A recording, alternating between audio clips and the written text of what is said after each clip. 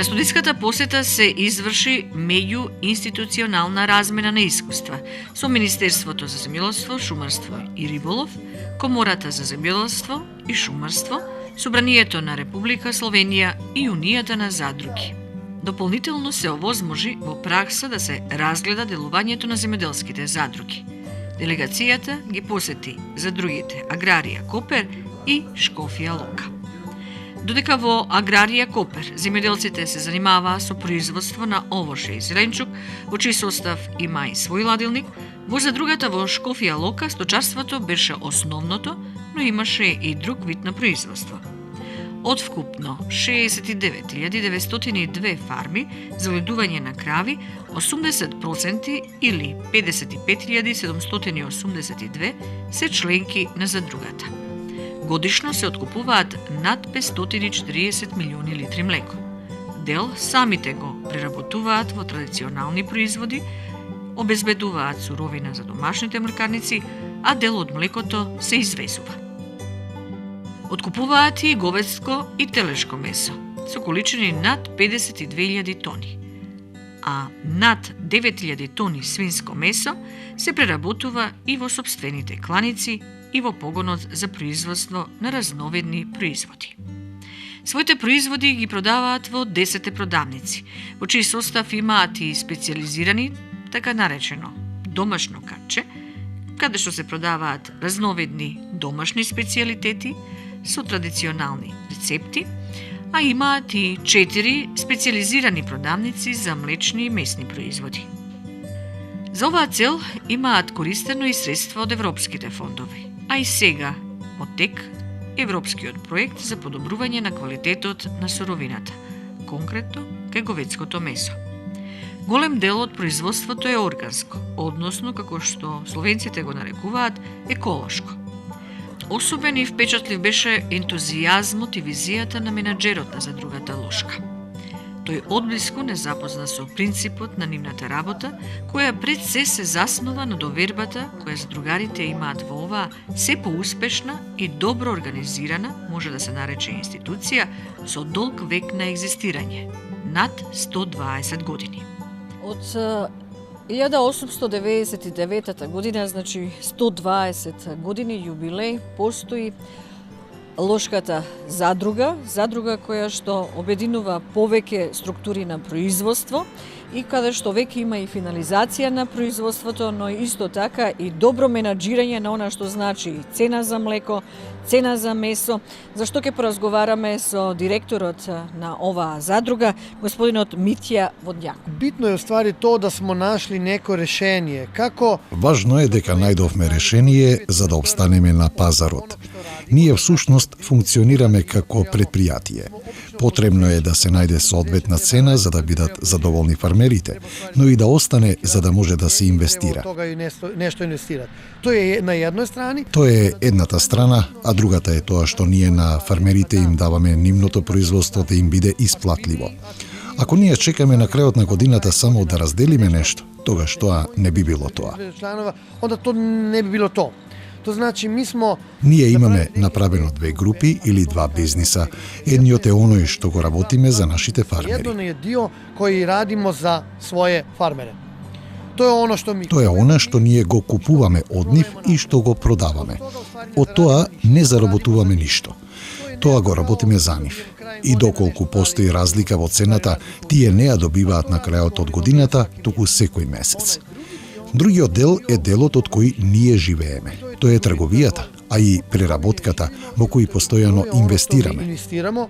И тоа е оно. Овие дејности и добивката од нив се всушност гаранцијата на фармерите дека се што сме купиле ќе го платиме, а и продадеме. Оттаму е и профитот. И да ќе сваки година се скупа повеќават. А што е со млекарницата, со кланицата, дали од тука има профит? Фармер кад продае млеко, Фармерот кога ќе ни го продаде млекото, од тоа немаме никаква заработка.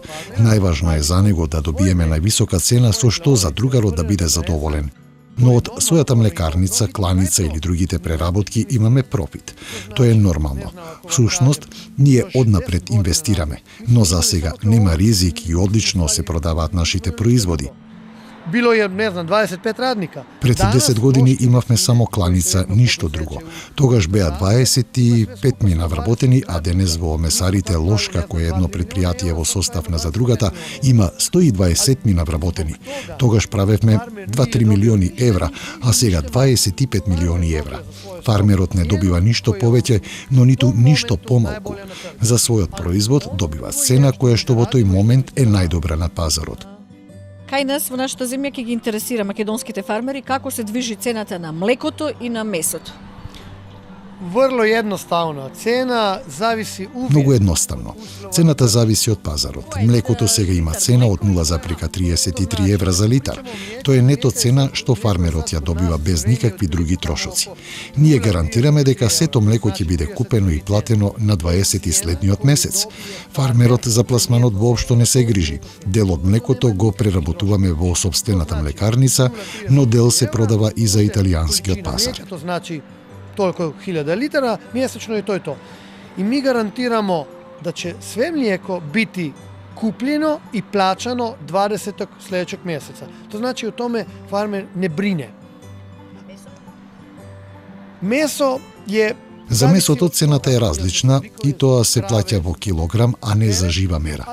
Во нашата кланица се утврдува класата на месото. Ако е некој просечен бик, тогаш се плаќа цена од 3,3 до 3,5 евра за килограм месо. Цената се движи од 3,8 евра. За кравите цената е различна. Ако е лесна и стара, тогаш цената е 1,5 евра, а ако е потешка и подобра, тогаш таа може да се зголеми и до 3 евра за килограм. Телешкото достигнува цена од 4,25 евра. Може добити 3 евра. Исто за месо. A teletina je tamo negde oko 4,25. Но исто имаат можност самите производители да преработуваат во домашни услови традиционални производи, а вие нив им ги продавате во вашите продавници.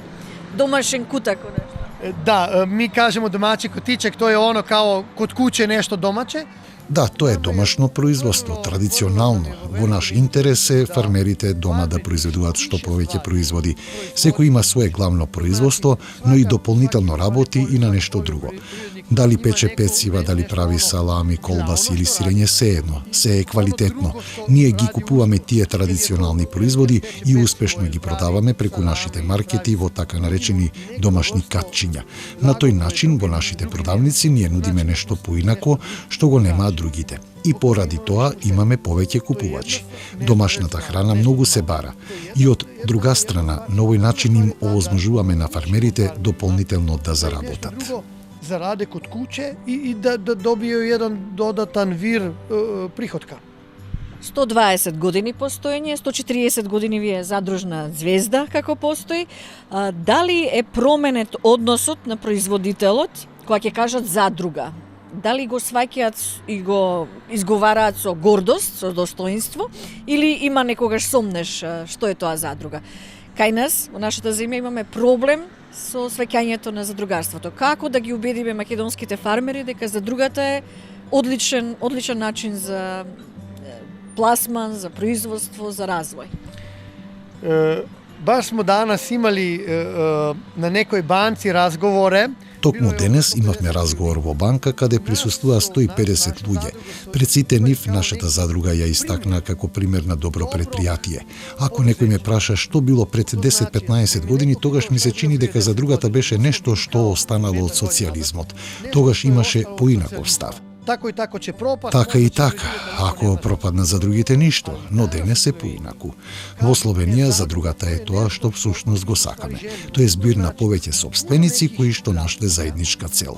Знаат што сакаат, а од друга страна во бизнисот постигнавме многу резултати со кои не само што обстојуваме, туку и постојано вложуваме. Можем да кажам дека денес задругарството е многу популарно. Тоа е сад у Словенiji, могу би чак реći нешто популарно. Jer kad pričaju o vlasništvu kažu zadruga to je to što u stvari je ono više. И кога зборуваме за собственост кај задругата, тоа е нешто повеќе. Но тоа се случува последниве години. Во секој случај, јас секогаш кажувам дека треба да се најдат заеднички интереси, да не се гледаме себе си или само собствените интереси. Потребно е да се има визија што ќе се случува после 5 до 10 години, односно да се испита што е она што ќе се бара и на кои пазари ќе се добие најдобрата цена. Тоа се постигнува само на еден начин, да се здружи се заедно, бидејќи ако си сам на пазарот, тогаш нема шанса да се обстане на пазарот. Тоа е тоа. Да постичи највишу цену. И то можеш постичи само на еден начин, да удружиш све скупа. Jer ako si sam na tržištu, tako i tako nema šansi proživjeti. Na dugi rok, možeš proživjeti godinu, 2, 3, 5, ali na dugi rok sam nikako. To je to. 80% од набавката на репроматеријалите потребни за производството на членките на задругата, како што е добиточна храна, семе, ѓубриво и друго, се обезбедува преку оваа задруга. Со законот за задруги, за кој што велат основата, иако е од минатиот век, е одлична. Сепак, извршени се два пати корекции, 92 и 2007 година, по примерот на Австрија. Со нив прецизирани се правилата за членството, работата, организацијата на задругите, набавката, откупот, исплатата на производите и друго. Например, за откуп од 15.000 евра, производителот со менаџерот од задругата мора да има договор. Плаќањето е за 15 дена по цената на денот на откупот, а доколку е за 8 дена, тогаш цената се намалува за 2%. Задругата откупува и од други производители, кои парите ги добиваат за месец дена. Се откупуваат и разновидни сезонски производи, како што е компирот, разни видови зеленчуци и овоше. Се што е добивка се враќа во задругата за инвестирање во преработка или други креативни проекти, каде што се внимава и на животот на село. Од посетата на Словенија, организирана од КЕР Германија и МРФП, имаше што да се види и да се научи, но и да се примени. Најпрвин, надминувајќи ги препреките што се случуваат со сегашниот закон за земјоделски задруги. Всушност, како резултат еден на проектот за поддршка за развој на земјоделските задруги, потребно е ревидирана правна рамка преку соработка на проектниот тим, Ресорното министерство, Министерството за економија и ЧАДОР, Организацијата на земјоделски задруги. Овој видео и аудио материјал е подготвен со помош на Европската унија. Содржината на овој материјал е единствена одговорност на КЕР и МРФП и на ниту еден начин не може да се смета дека е одраз на гледиштата на Европската унија.